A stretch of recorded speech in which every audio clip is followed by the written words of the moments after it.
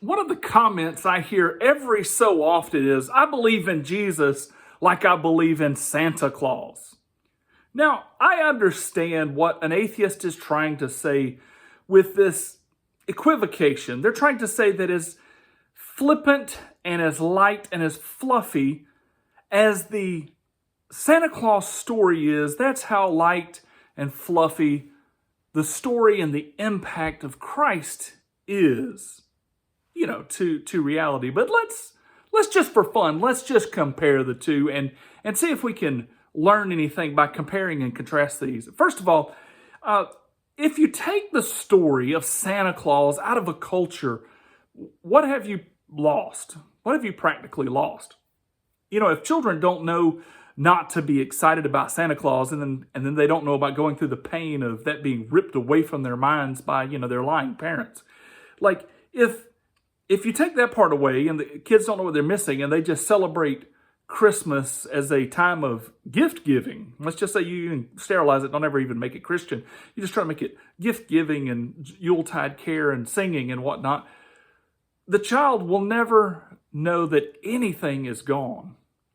But if you try to snatch Jesus or Christianity out of a culture, then you are going to see some major things begin to fall apart. And I just wanted to name three just for this point, which is, number one, of the first things is that you would lose the freedom of speech. It starts becoming snatched away. And this is something that we are seeing in the United States, is that as the idea of the freedom of the individual is taken away and people believe that we're just animals that came out of nowhere, by accident, then it doesn't matter if people that are in power suppress the speech of stupid people or ignorant people or just people with the opposite opinion.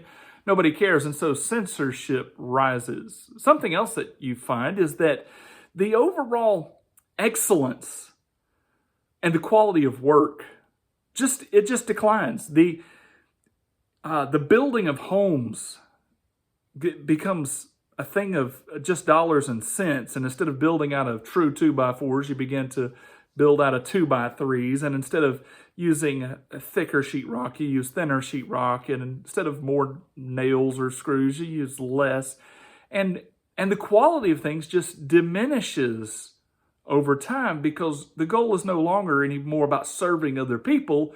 It's about taking from them. And then something else that you'll see is just the decline of a work ethic. So if you'll take a Christian culture that believed in working as unto the Lord and strip Jesus out of that, you will basically find a culture that is lazy and doesn't publish anything. They don't produce much. They don't build stuff. It just begins to degrade rather rapidly, and we have proof of this. So you get rid of Santa Claus, that you don't get rid of anything. You get rid of Christianity or Jesus, you actually start getting rid of something. Something else, though. Santa is a voluntary lie told by lots and lots and lots of people. It is a willing, professed lie that's known far and wide. But when you begin to investigate the stories of Jesus Christ, the people that believe this, whether atheists do or not, the people that believe it really believe it, and so they are not propagating a voluntary lie, which is a huge difference between that and Santa Claus. And in fact, you've got people that are willing to die for what they believe. And of course, the argument of that, it doesn't make it true, but I'm just comparing and contrasting Santa Claus with Jesus. One is a voluntary lie, the other one is believed to be true. And Santa Claus is taught to vulnerable children, and it's the taking advantage of them while they just don't know any better. Now, Christianity is not the case, though it is taught to those that might not know any better, and they just have to decide on their own volition. Christianity is also taught to intellectuals. It is taught to people of all statuses of society. It is taught to the educated. Everybody is given a fair opportunity to be persuaded by it, and many are. It's not just that they are taken advantage of.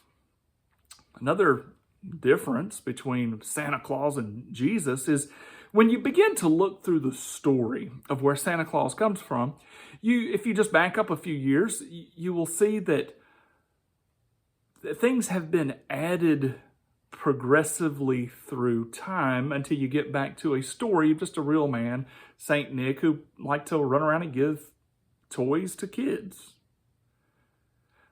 But, and anyway, and so later there's the addition of Krampus, and then there's the addition of Mrs. Claus, and then there's the addition of the elves. And we have probably seen some of these additional concepts in our lifetime if we really map this out. And so you see, as the legend grows over long periods of time, people want to add to it, and then it catches on. And some people might not want to add that, and so it doesn't catch on.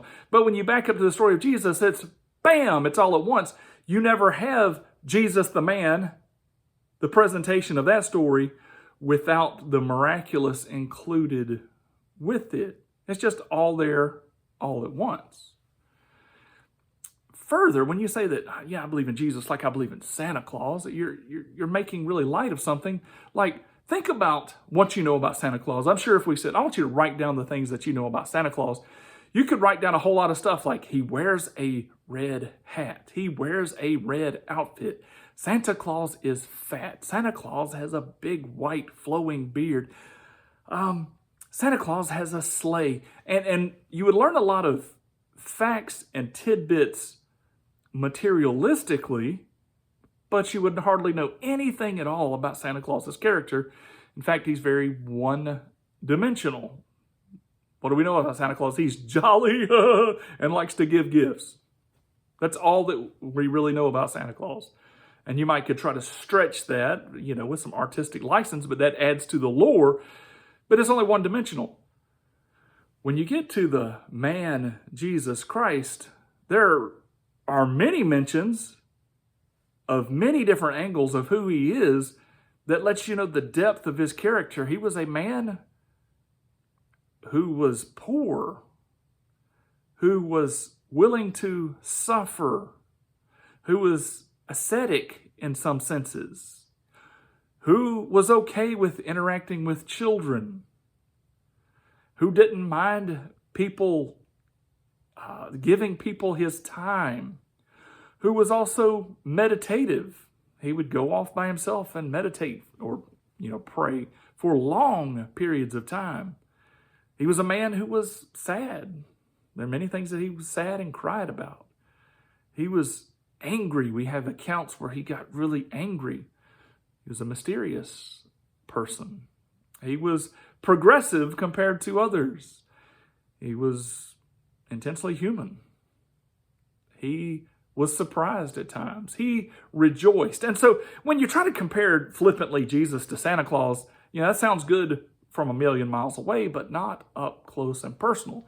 And then you've got kind of like the philosophical angle. Like if you just wipe away Santa Claus, well, you get rid of something that's very seasonal. Santa Claus is based around, well, if we can get 2 months out of this, let's stretch it. But, really it's based on a day.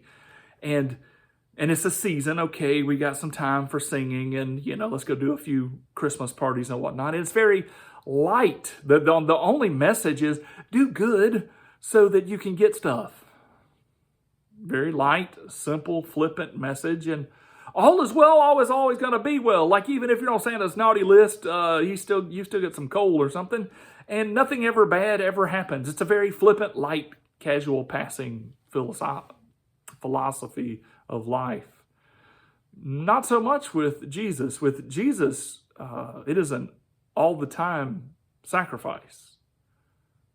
It's a full-time commitment, on and off the clock, day and night, in health or out of health. It's incredibly demanding. It demands good at all cost, even if it costs you everything. It's pretty different than some flippant Santa Claus versions of things. And everything doesn't turn out okay. There is going to be times that you will face repercussions for not listening if you're one of his followers, Jesus' followers, or there's punishment or hellfire or death, or you might suffer. And so, if an atheist wants to compare Jesus to Santa Claus, there's about one way they can do it. They both have followers, and maybe they're both invisible.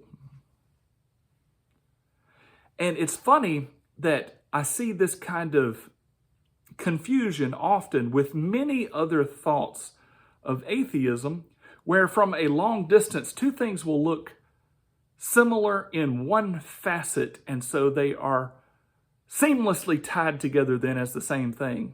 And that just leads to some very confused thinking. So for clarity's sake, I wanted to point out the depth of the difference between reality and lore.